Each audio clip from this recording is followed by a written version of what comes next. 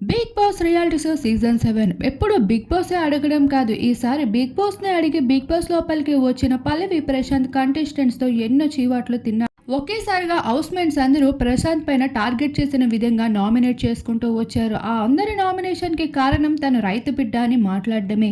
ఈ విషయం పైన ప్రశాంత్ అయితే బిగ్ బాస్ కెమెరా ముందుకి వచ్చి తన బాధని వ్యక్తపరచుకోవడం జరిగింది. నన్ను అందరూ నామినేట్ చేశారని కాదు, నన్ను తిట్టారని కాదు, కానీ నేను రైతు బిడ్డ అన్నందుకు నామినేట్ చేయడమే నాకు ఎంతో బాధగా ఉంది. ఒక డాక్టర్ బిడ్డని డాక్టర్ అని చెప్పుకుంటారు, ఒక ఇంజినీరింగ్ బిడ్డని ఇంజినీరింగ్ కొడుకు అని చెప్పుకుంటారు. మరి ఒక రైతు బిడ్డని రైతని చెప్పుకోవడంలో ఏం తప్పుంది? నేను రైతు బిడ్డగానే నేను ఒక గుర్తింపుని అందుకున్నాను.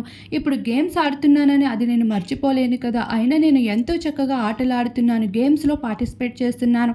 అవేమీ చూడలేదెందుకు? నా మాటనే ఎందుకు చూస్తున్నారు? ఈ విషయం పైన నాకు ఎంతో బాధగా ఉంది అంటూ కెమెరా ముందు పల్లవి ప్రశాంత్ అయితే ఎమోషనల్ అవ్వడం జరిగింది.